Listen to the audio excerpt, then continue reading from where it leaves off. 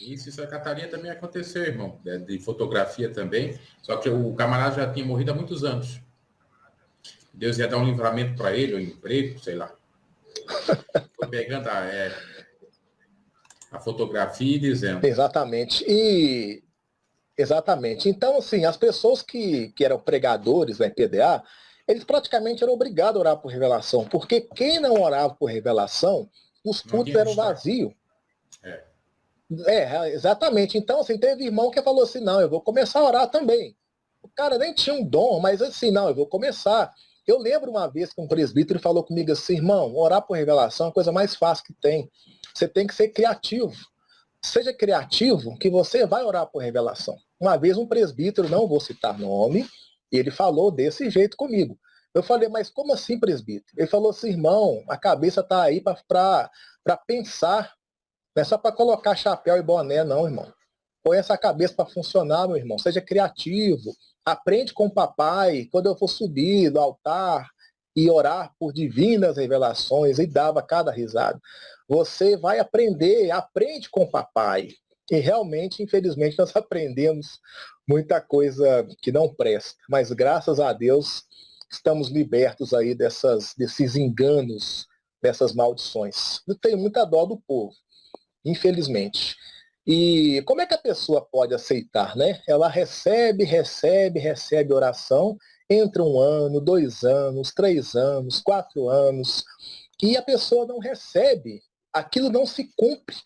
Outra coisa, irmão Bruno G. e doutor Tenório, que eu acho um absurdo, é aqueles irmãos que falavam assim, olha, o anjo de Deus foi enviado até você, e ele já veio com a vitória para te entregar, mas você na hora não estava vigiando, então o anjo voltou para trás com a sua vitória. Aí eu pensava comigo assim, desculpa falar assim, tá, irmãos? Eu sei que a forma assim é agressiva. Eu pensava assim, mas que anjo burro é esse? Que ele teve o trabalho de vir com a minha vitória para me entregar, eu não estava vigiando na hora, e ele voltou com a bênção para trás. Então, assim, irmãos, e eles falavam isso e as pessoas, um argumento tão pobre, tão fraco desse, as pessoas aderiram. Então quer dizer que eu tenho que estar vigiando 24 horas por dia para o anjo da bênção chegar. É o anjo que traz a bênção, né? Ainda tem isso ainda, né? Já não é Deus mais, é o anjo que traz a bênção, é ele que traz a vitória. Igual aquela campanha, né? O toque do anjo da prosperidade. Aí eu fico pensando, né? Que Deus me perdoe, né? Que anjo malandro é esse? Que dá prosperidade para uns, para os líderes, obviamente, e para outros não dá. Que toque de anjo de prosperidade, o quê, rapaz? Nunca vi uma coisa mais herética do que isso. Infelizmente, o doutor Tenório vai confirmar, essa campanha começou no Rio de Janeiro, o toque do anjo da prosperidade. A campanha da prosperidade surgiu no Rio de Janeiro, na Deus é Amor, em 94, e ela foi copiada da Igreja Universal do Reino de Deus, com algumas variações, porque a primeira igreja a desenvolver um propósito de prosperidade atrelado a culto foi no Brasil a Universal. Exato. E como fez sucesso, o pastor que fez, teve essa ideia brilhante financeiramente, porque a igreja depois disso, ela comprou rádios próprias, construiu grandes templos, né, e tal, mas espiritualmente destruiu a denominação. Exatamente. E as pessoas que se destacavam eram justamente as pessoas que sabiam puxar a oferta, né? Então não adiantava, às vezes o irmãozinho até tinha uma palavra assim boa, pregava até bem, era até assim, uma pessoa assim, usada por Deus, uma pessoa sincera, mas se não fosse uma pessoa que tivesse uma estratégia, que não sabia como pedir oferta, então essa pessoa era colocada de lado, ficava para o escanteio. Agora aqueles irmãos que já tinham uma mentalidade mais materialista, porque a igreja, após a campanha da prosperidade, ela teve uma visão totalmente materialista, Esses irmãos eram colocados para dirigir igreja, às vezes não tinha condições nenhuma, mas sabia pedir oferta, sabia passar um envelope. Ah, meu irmão, esses aí, eles eram colocados nas melhores igrejas, porque eles sabiam como fazer, sabiam como acontecer. Eu lembro quando eu ia pregar nas igrejas, o dirigente falava comigo assim, irmão, você sabe fazer chover? Eu quero que você faça chover. Era uma gíria, né, que as pessoas usavam. Então, eles só aceitavam as pessoas que sabiam fazer chover, né, que sabia fazer, né, que o dinheiro realmente entrasse. Essas pessoas que ficavam famosas, né? E muitos, a gente combinava, olha, nós vamos rachar a boa no meio. Eu estou falando com a linguagem que nós falávamos mesmo na época. Olha, vem aqui, faz um movimento, faz um agito, e no final do culto a gente racha a boa. Ok? Ok. Meu irmão, era tanto anjo que as pessoas viam, era tanta visão, era tanta revelação, que eu não sei de onde que saía tanta revelação, rapaz. Mas a coisa realmente funcionava financeiramente.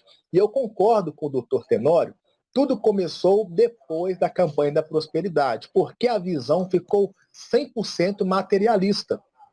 Exatamente. Pode falar, doutor. A minha questão, irmão Bruno, eu acho que antes da campanha da prosperidade, porque depois quando a gente cria intimidade com a diretoria e tal, fica sabendo de coisas. Já tinha problema lá na cúpula, mas não era algo que contaminava o povo, porque não se levavam essas heresias, né?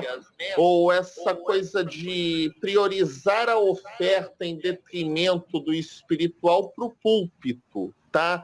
O problema não saía da sede mundial, que na época ainda era o galpão velho da Avenida do Estado e a Conde de Sarzendas, para os estados. A campanha da prosperidade é que fez viralizar, digamos assim, tá, as heresias. Porque aí os outros estados que não São Paulo passaram a faturar muito, e onde entra dinheiro, infelizmente, 90% das vezes entra corrupção também. Isso não é só na igreja, não, nos negócios, em qualquer lugar. Se entra muito dinheiro, se não tiver ética, transparência e bom caráter, a corrupção entra também. Agora, eu queria aproveitar, irmão Wilson, porque eu vi um comentário aqui de uma pessoa falando assim, mas Deus mesmo assim operou, curou, libertou. Eu queria dizer o seguinte, meu irmão, Judas, ele também curou em nome de Jesus, expulsou demônio, mas ele traiu o mestre.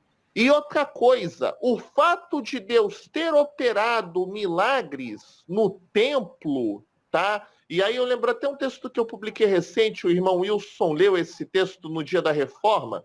O fato de Jesus passar pelo templo não exclui o fato de existirem vendilhões e fariseus hipócritas no templo. E não nos exclui da obrigação de imitar Jesus e imitando o que Jesus fez. Repreender o fariseu hipócrita, repreender aquele que dentro do templo está pregando heresia e botar para correr o comércio que existe dentro do templo, porque o zelo da casa de Deus tem que nos consumir como consumia Jesus na sua época. Tá bom? Eu quero deixar essa resposta para aquele irmão que colocou aqui, dizendo, mas Deus opera. Mas isso não nos exime. Deus operava no templo de Jerusalém também. Mas isso não impedia de Jesus pegar e falar, o fariseu hipócrita tem que ser repreendido e o vendedor de heresia e de bugiganga aqui tem que ser posto para fora. Atualidades BG, atualizando e relembrando você. Se porventura não é inscrito no canal, se inscreva. Abraço e até a próxima.